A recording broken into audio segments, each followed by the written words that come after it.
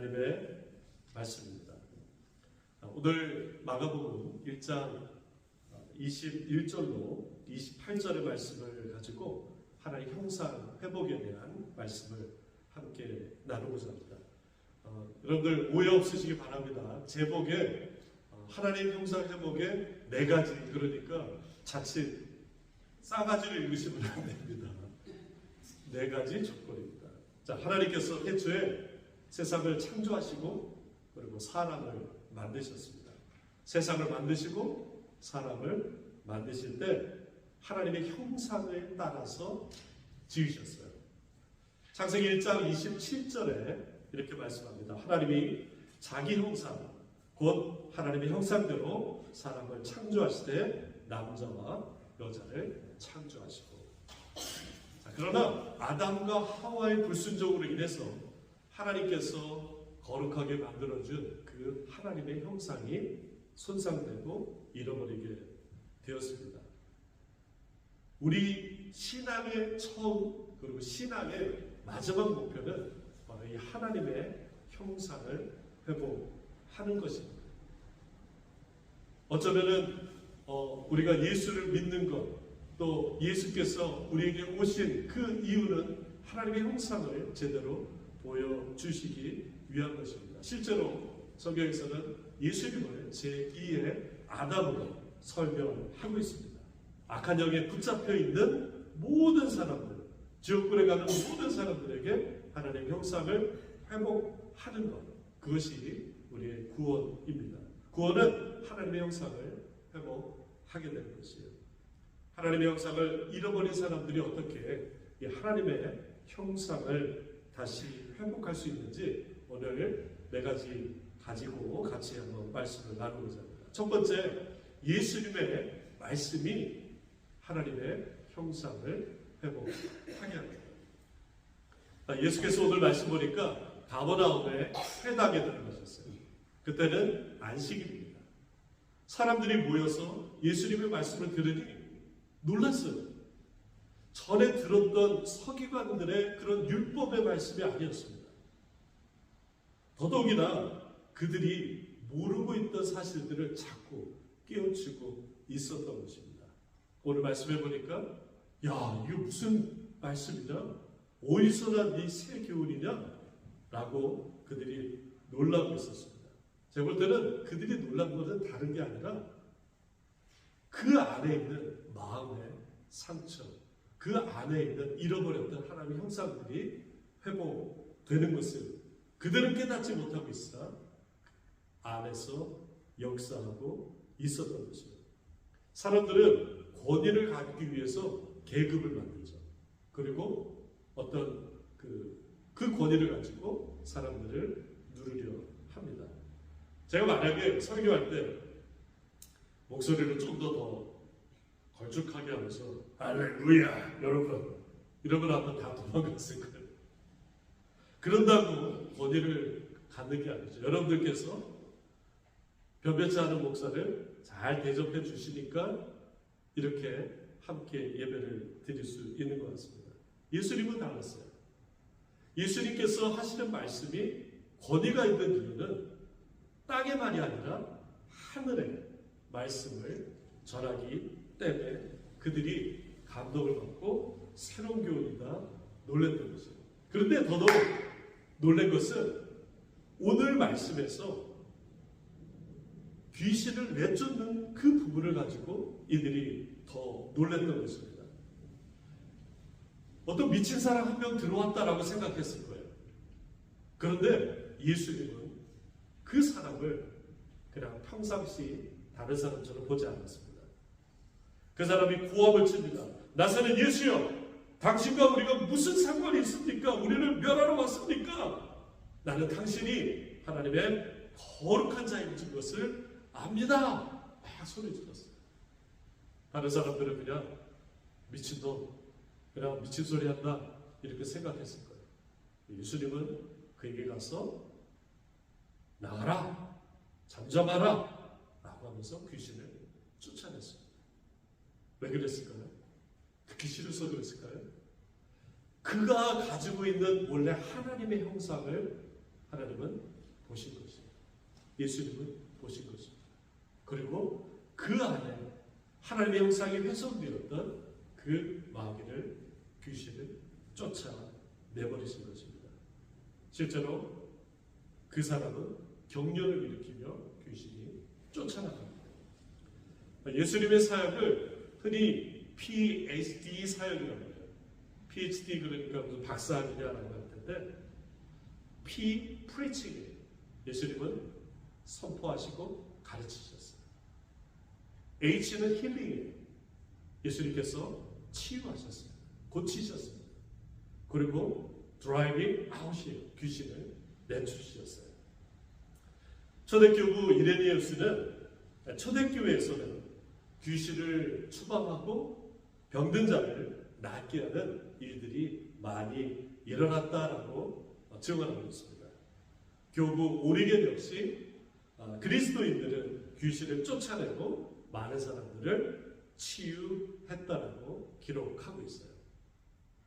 예수님의 이런 사역이 그때 당시에 의술도 지금처럼 형편없던 그때에 예수님이 역사하셨다라는 것이 아닙니다. 지금도 하나님께서 역사하십니다.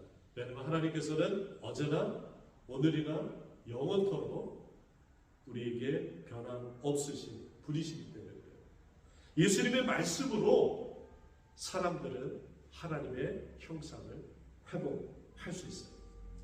두 번째로 하나님의 형상은 감사와 찬양으로 회복됩니다. 랜디 클락 목사님의 책 치유의 에센셜 가이드라는 책에 치유의 5단계 기도의 모델을 제시해요. 첫 번째는 인터뷰예요. 제자에 앉혀놓고 인터뷰한다는 것보다도 이 사람이 어떤 상태인지 어떤 쓴뿌리가 있는지 알아가는 관계입니다. 두 번째는 진단하고 실질적으로 기도하는 것이에요. 그래서 이 사람이 자연적인 이슈로 이런 상태가 됐는지 아니면 영적인 문제인지 유전적인 것인지 아니면은 생활 습관 때문에 그런지 보면서 명령하면서 기도를 하는 것입니다. 그리고 세 번째는 실질적인 효과가 나타나는 기도예요.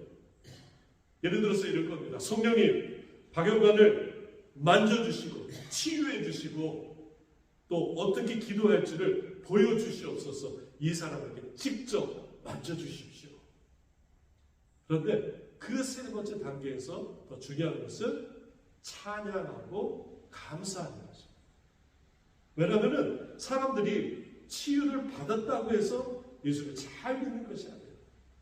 또 반면에 치유 기도를 위해서 기도했는데 낫지 않는다고 해서 예수를 안 믿는 것이 아닙니다. 분명한 것은 우리가 감사와 기도를 찬양을 드릴 때 하나님께서 더 크게 역사한다는 것입니다. 네 번째 단계는 다시 멈추고 묻는 거예요. 재인터뷰라는 거예요. 예수님께서도 치유하는 가운데서 어땠냐고 보이냐고 그 장님 바디를 어떠냐고 했더니 뭐가 나무처럼 걸어다닌다고 그렇게 증언하는 것입니다. 마지막 다섯 번째 단계는 기도 후의 단계예요. 치유한 그 상태로 놔두는 것이 아니라 신앙이 들어가고 신앙이 성장하는 단계까지 가야 되는 것입니다. 그래서 제가 이 책을 읽고 실전해봤어요. 그래가지고 제가 여기 안 좋은 무릎이 좀 시큰거리는 것 같은데 예수 이름을 외웠다. 고쳐져라. 고쳐졌을까요? 네, 고쳐지고 있습니다. 아직은 잘 모르겠어요. 그런데 우리가 주목해야 될 것은 이 5단계에서 이 세 번째 단계 찬양과 감사를 드려야 된다는 것입니다. 이것이 치유에 있어서 가장 중요한 부분입니다. 아까 말씀드린 대로 치유가 일어나지 않을 수도 있습니다. 치유가 일어나서 정말 하나님 잘 믿으면 되는데 치유받고 제대로 신앙생활 안 하는 사람들이 있어요. 보면은 어떤 상황, 어떤 처지였든지 우리가 감사와 찬양을 드려야 된다는 것입니다. 한 달 전쯤 제 아내가 버스를 타고 가다가 버스 타러 가다가 좀 늦은 바람에 뛰어가다가 넘어졌어요. 그래서 여기 상처가 좀 났어요. 그러니까 속상한 거예요. 빨리 낫지도 않고. 그래서 약국에 갔더니 이 사람이 더 근심거리를 안겨주는 거예요. 그 약 파는 분이 뭐 약사도 아닌데, 아유, 그 빨개서 어떻게 해요? 자꾸 안 나서. 그러니까 그 마음에 더 실망스러운 거죠. 그래서 제가 실망하지 마라. 더 크게 다치지 않은 것만 해도 감사하자. 만약에 여기 너가 눈이라도 다쳤으면 어떻게 해요? 아니면 이라도 부러졌으면 어떻게 해요? 다른데 크게 다치지 않은 것을 감사하자라고 말해도 속상하죠. 그 마음이 이렇게 위로가 안 되는 겁니다. 그래서 제가 다시 한번 얘기했습니다. 넘어져도 하나님께서 분명히 금방 여기 이렇게 치료해 주실 거예요. 그리고 훨씬 더 하나님께서 크게 다치지 않는 우리 찬양합시다. 그렇게 얘기했는데 어때요? 좀 괜찮은 남편 같죠? 네? 그냥 속으로 그냥 아유 꽃이다. 그때야 나한테 그렇게 뭔가를 주고 하니까 하나님이 거봐 그렇게 바로 내치시는 거야 라고 절대로 생각하지는 않았어요. 뭐 그런 사람이 없겠죠. 어쩌면 우리가 어려움을 당할 때 하나님께 찬양하고 감사하고 오히려 하나님께 더 적극적으로 나가는 것, 그것이 신앙의 성숙의 단계로 올라가는 것입니다. 드라마 우리들의 블루스 혹시 보셨는지 모르겠어요. 저는 그냥 이렇게 요즘 뭐라 그래요? 짤이라고 그러나요? 밈이라고 그러나요? 잠깐 이렇게 봤는데 거기서 이 신민아하고 이병헌이 아주 멋있는 대사를 하더라고요. 그 둘이 그 극중에서 배를 타고 어디를 이렇게 가는 거예요. 그러니까 신민아가 먼 바다를 바라보면서 있다가 이렇게 얘기합니다. 아우 이렇게 계속 파도만 보니까 계속 멀미가 나네. 이 말에 이병헌이 아주 멋진 대사랍니다. 바보냐? 뒤돌아. 신민아가 뒤를 딱 도니까 산과 해변가의 멋진 풍경이 펼쳐지는 거예요. 감탄을 했다. 우와. 좋아하는 신민아를 보고 이병헌이 더 멋진 대사랍니다. 나중에도 사는데 답답하면 뒤를 봐, 뒤를. 이렇게 등만 돌리면 다른 세상이 있잖아. 너무 멋진 대사 아니에요? 뒤만 돌아보면은 다른 세상이 있다는 거예요. 저는 우리는 세상 근심, 걱정, 이 무거운 집에 하나님이 예비하신 것을 못 보고 계속 그쪽에만 바라볼 때가 많이 있어요.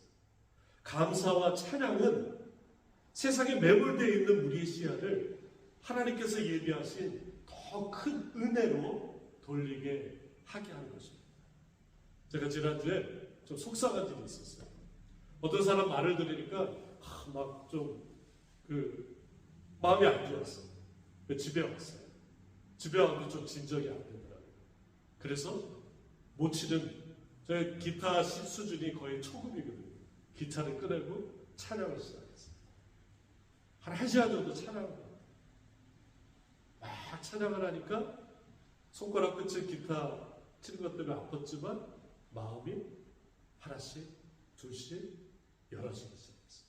그리고 그 전에 무거웠던 것들이 다 내려지는 경험을 했습니다. 하나님께서 우리에게 부어주신 원래의 그 형상이 있는데 감사와 찬양을 통해서 더욱더 하나님 가운데 형상을 회복하는 줄 믿습니다. 세 번째는 하나님의 형상은 고아의 영을 물리치고 하나님의 영, 성령으로 충만할 때 회복이 됩니다. 지난 2021년 미국 여론조사 퓨 리서치 센터에서 선진국 17개국에 1,900명의 19,000명의 사람을 대상으로 여론조사를 했어요. 당신의 삶 속에서 가장 가치 있는 것이 무엇이냐 이렇게 묻는 질문이었습니다. 그 가운데 가장 많은 사람들이 첫 번째 가족이라고 응답을 했습니다. 그 이후에 직업 그리고 물질적인 풍요가 2위와 3위를 이었습니다. 그런데 유독 한국 사람만이 첫 번째가 물질적인 풍요, 두 번째가 건강, 그 다음에 세 번째가 가족이라고 응답을 했던 것입니다. 응답한 국가 17개 국 중에 14개 국가가 1등이 가족이었어요. 그런데 한국 사람은 전혀 다른 물질적인 풍요와 그리고 건강을 택했습니다. 이것을 평가한 사람들은 한국 사람들이 점점 더 개인주의적인 그런 가치에 무게를 둔다고 평가했어요. 어쩌면 세상 사람들은 세상의 모든 문제를 풀어갈 수 있는 답이 돈이라고 생각하는 것 같습니다. 돈이 모든 문제를 해결할 수 있다고 믿기 때문에 오히려 더 돈에 집중을 하고 사는 것이에요. 그러나 돈이 모든 문제를 해결해 줄 수 있는 해결책은 아닙니다. 오히려 때때로 그것이 문제가 돼서 더 큰 어려움을 겪게 될 때가 있어요. 왜냐하면 돈만 쫓는 인생이 살다 보면 하나님과는 멀어지기 때문인 것입니다. 실제로 디모데전서 6장 10절에 돈을 사랑함이 일만하게 뿌리가 되다니 이것을 사모하는 자들이 미혹을 받아 믿음에서 떠나 많은 근심으로써 자기를 찔렀도다 말씀하고 있는 것입니다. 레이프 헤틀랜드 목사님이 그분의 책 Healing the Orphan Spirit, 고아의 영 치료학이라는 그 책에서 이렇게 말씀합니다. 오히려 하나님 아버지를 믿지 않음으로 인해서 고아같이 떠도는 것이 세상의 모든 문제를 만들고 있다라고 진단하고 있어요. 하나님의 영, 성령, 양자의 영이 오히려 고아의 영으로 인하여 하나님과 멀어졌다는 것이에요. 오히려 겉돌고 신앙생활에 안착하지 못하게 만들다고 지적하고 있어요. 하박국 시대의 우상숭배 문제나 부정의의 문제 역시 하나님을 아버지로 섬기지 못하고 멀리 떠난 데에서 문제가 시작된다는 것입니다. 이 고아의 영이라는 것이 약간 좀 익숙치 않은데 사도 바울은 성령, 양자의 영, 또 하나님의 영과 반대되는 개념으로 종의 영을 얘기하고 있습니다. 로마서 8장 15절에 너희는 다시 무서워하는 종의 영을 받지 아니하였고 양자의 영, 성령을 받았으므로 아바, 아버지라 부르짖느니라. 양자의 영은 성령입니다. 성령은 우리가 아빠, 아버지로 부를 수 있게 우리에게 허락합니다. 종의 영을 받으면 오히려 아빠, 아버지 하나님과 멀어지게 될 수밖에 없어요. 왜냐하면 종의 영은 묶기 때문에 그렇습니다. 사람을 살리는 것이 아닙니다. 오히려 다른 것에 묶이게 해서 하나님과 관계를 멀게 하게 합니다. 로마서 8장 14절에 무릇 하나님의 영으로 인도함을 받는 자는 곧 하나님의 아들이다 이렇게 말씀하고 있어요. 성령이 우리 안에 거하시면 하나님의 영으로 말미암아 우리 죽을 몸도 살리시는 것입니다. 혹시 여러분 영화 배너 보셨나요? 배너. 좀 오래된 영화인데 이 배너가 주인공이죠. 여러 우여곡절 끝에 그가 노예선에 이제 끌려가게 됩니다. 근데 거기서 이제 전투를 하게 되는데 이 전투 가운데 이 배너가 그 안에 있는 장군, 집정관 아리우스를 이제 구해줘요. 그래서 이 아리우스가 이 사람을 신분을 양자로 삼게 된 거예요. 그러니까 노예에서 양자로 삼으로 인해서 집정관의 모든 재산과 권력과 그 힘이 이 사람한테 전개되는 것입니다. 우리는 하나님께서 양자의 영을 허락하셔서 성령을 우리에게 부어주셔서 하나님의 자녀로 삼아주셨습니다. 성령이 아닌 곳에는 우리가 하나님의 형상을 우리가 회복할 수 없는 것입니다. 그런데 현실은 어떻습니까? 종의 영에 묶일 때가 많이 있어요. 랜디 클라운 목사님은 이렇게 하나님의 능력을 제대로 사용하지 못하고 그리고 종의 영에 묶여있는 사람들을 가르쳐서 명목상의 신자, unbelieving believer라고 이렇게 진단하고 있어요. 믿지 않는데 교회 다니는 거예요. 하나님의 능력과 하나님의 그 어떤 힘을, 하나님의 구원의 역사를, 하나님의 기적을 믿지 않으면서 그냥 다니는 것입니다. 교회 다니지만 평안이 없어요. 아버지 집에 왔는데 아버지 집에 온 것 같지가 않아요. 남의 집에 온 것 같습니다. 불편합니다. 그러면 어떻게 돼요? 불만이 계속 쌓이게 되는 것입니다. 따라서 고행을 치유하는 방법은 하나님 아버지께로 달려가는 것이에요.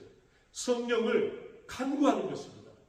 양자영을 받는 것입니다. 그것이 하나님의 형상을 회복하는 세 번째 방법인 것입니다. 마지막으로 하나님의 회복은 예수께 집중할 때 가능한 것입니다. 우리는 상처만 부르고 속상하니까 그렇죠. 그러니까 아유 그 나쁜 XX 이러면서 나한테 했던 그 사람만을 지적할 때가 있어요. 아니면은 내 자신을 탓해요. 이렇게 만든 것이 혹시 내가 잘못 선택해서 이렇게 된 거 아닐까? 나는 그렇게 믿고 싶지 않은데 다른 사람들이 다 그렇게 얘기하니까 아 그게 맞나 보다. 조금이라도 재정에 문제가 생기거나 건강에 빨간물이 들어오게 되면은 나의 선택 혹은 내가 잘못된 그런 생각이나 처신 때문에 이렇게 됐다고 자책할 때가 많이 있어요. 여러분 철학자 도올 선생이라고 아시죠? 김용호. 근데 그분을 흉내내가지고 아주 인기를 끌었던 개그맨 김영만 씨라고 있어요. 이렇게 머리 빡빡 깎고 이렇게 도올 흉내냈던 사람이 있습니다. 근데 그가 목사 안수를 받고 지금 인천에 어느 교회에서 부목사로 사역하고 있어요. 그런데 그분이 2020년에 목사 안수를 받았는데 1년 지난 뒤에 뇌종양이 발견된 거예요. 그래서 무려 수술을 3번이나 했어요. 근데 지금은 많이 건강해져서 방송도 하고 목회도 하고 계시더라고요. 그런데 그 사모님이 그때 그 남편이 그 목사님이 그렇게 뇌수술하고 3번씩이나 하고 어려운 가운데 있으니까 그 사모님이 그렇게 인터뷰를 하시더라고요. 그때 너무너무 힘들고 왜 하나님 우리에게 이런 어려움을 주셨냐고 그러면서 눈물로 기도를 많이 했대요. 그러면서 어떤 생각을 했냐면 혹시 나랑 만나가지고 저 남편이 저렇게 됐나? 그런 자책이 들었더라고요. 그런데 그거는 분명 하나님이 주신 생각이 아닌 것입니다. 하나님은 우리에게 좋은 것만 주시지 않을 수도 있어요. 분명한 것은 이런 어려움을 어떻게 이겨내고 믿음으로 그것을 극복하는 것이 우리에게 주어진 과제인 것입니다. 뉴욕타임스하고 월스트리트 저널에서 선정한 베스트 작가 이 사이먼 시넥이라는 사람이 있어요. 이 사람이 책도 내고 강연도 많이 하는데 그 사람 책에서 사람의 뇌는 부정적인 것을 인식하지 못한다 이렇게 주장하더라고요. 이게 무슨 말이냐면은 우리의 뇌는 부정적인 것이 없기 때문에 부정적인 말을 계속하면 거기에 계속 집중할 수밖에 없다는 거예요. 자, 제가 예를 한번 들어볼게요. 자, 여러분 지금부터 절대로 코끼리를 생각하지 마세요. 자, 여러분 무슨 생각이 나요? 코끼리 생각하지 말도 안 되니까요. 왜 이렇게 목사 말을 안 들어요? 그러면은 머리에 코끼리밖에 생각이 안 된다는 거예요. 그거와 마찬가지인 거예요. 그러니까 어떤 아이들한테 야, 너 바닥에서 먹지 마라고 하는 것보다 식탁 위에서 먹어라라고 해야 우리 뇌가 잘 받아들여요. 우리 뇌가 그렇게 되어 있다는 것입니다. 부정적인 것을 제대로 인식하지 못한다고 하는 겁니다. 제가 고등학교 3학년 겨울방학에 1월 1일부터 1월 3일까지 금식 수련회 참석한 적이 있어요. 꽤 오래전이죠.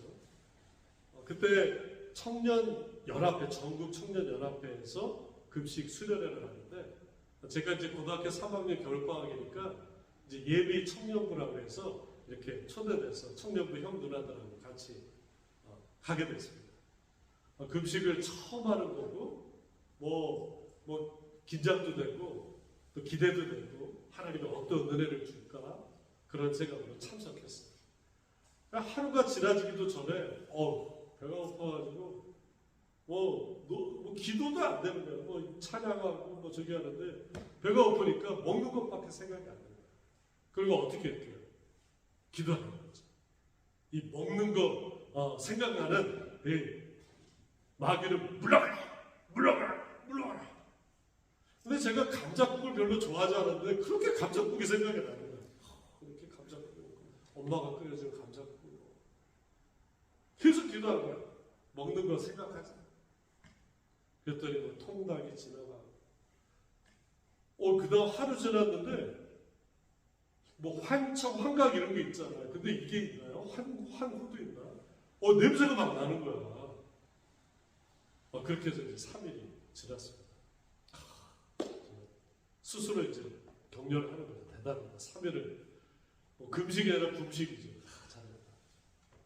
그래서 이제 딱 보니까 우리 그 같은 교회 형 누나들이 얼굴이 막 쌩쌩한 거예요. 그래서 이 교회는 정말 선배들이 너무 대단하다. 이렇게 3일 금식을 했는데도 얼굴에 핏기가 다 있고 홍조가 되고, 역시 우리 형 누나들처럼 교회 열심히 다녀야지. 그 결심을 하고 이제 집에 오는데 아주 충격적인 얘기를 들은 거예요. 형 누나들이 한 반나절 지나서 배가 고파가지고 밥을 먹기 시작했다는 거예요. 나만 금식을 하고 있었다는 거예요. 너무 충격적이었어요. 그래서 그때 고등학교 3학년이었어요. 아직 졸업을 하기 했잖아요. 그래서 그때 결심하게 됐어요. 세상의 믿음으로 하는 겁니다. 그런데 우리가 어떤 부정적인 것, 아니면 우리가 피해야 될 생각들, 아니면 우리가 하기 싫은 생각이 쫓아내려고 해도 이것이 오히려 집중될 때가 많이 있다는 거예요. 우리에게 집중할 것은 예수 그리스도입니다. 베드로가 주님을 만났습니다. 그리고 주님만을 쫓으면서 그의 삶을 살게 됐습니다. 어느 날 제자들이 갈릴리 호수에 배를 타고 하는데 풍랑을 만났습니다. 죽을 듯한 공포감과 두려움 속에 있었어요. 그런데 저 멀리 풍랑을 듣고 누군가 물 위를 저벅저벅 걸어오는 그런 형체가 보이는 것이죠. 사람들은 유령이다라고 더 소스라치게 놀랐습니다. 그런데 주님이셨던 거예요. 베드로는 나도 주님처럼 물 위를 걷게 해달라고 요청합니다. 주님께서 뭐라고요? 실제로 베드로는 배에서 내려서 물 위를 걷기 시작했어요. 주님만 바라볼 때 그는 물 위를 걸었어요. 예수님을 제외하고 인류 역사 유일하게 물 위를 걸을 수 있었던 사람입니다. 그런데 조금 걷다가 빠졌어요. 살려달라고 고함쳤어요. 구원해달라고 소리쳤어요. 왜 빠졌을까요? 30절에 이렇게 얘기합니다. 바람을 보고 무서워 빠져가는 자 소리질러 이르되 주여 나를 구원하소서. 주님만 바라볼 때는 무리를 걸었습니다. 주님만 바라볼 때는 어려움을 이겨내고 있었습니다. 주님만 바라볼 때는 이까진 거 아무것도 아니다라고 힘차게 나갔습니다. 그러나 바람을 보고 무서운 마음이 들고 공포감에 그는 빠져들었어요. 바람을 보고 무서워하는 것, 파도를 보고 무서워하는 것 당연합니다. 그럼에도 불구하고 우리 안에 하나님의 형상을 회복하기 위해서 주님만 바라보게 돼요. 바람만 보다가는 날아가는 거예요. 거친 파도만 보다가는 이 세상에 휩쓸려 갈 수밖에 없습니다. 우리가 주님께 집중할 때 하나님의 형상이 우리 안에 회복될 줄 믿습니다. 말씀을 정리합니다. 우리는 죄 가운데 살던 사람들이에요. 그러나 예수 그리스도 보혈의 능력으로 회개하여 하나님의 자녀가 되었습니다. 그리스도 안에 이런 것 저런 것 다 지나가고 이제 새 것이 되었습니다. 우리는 예수 때문에 하나님의 양자가 되어서 혈육 아닌 믿음으로 하나님의 자녀가 되었습니다. 예수 그리스도의 공로로 말미암아 우리는 천국의 백성이 되었습니다.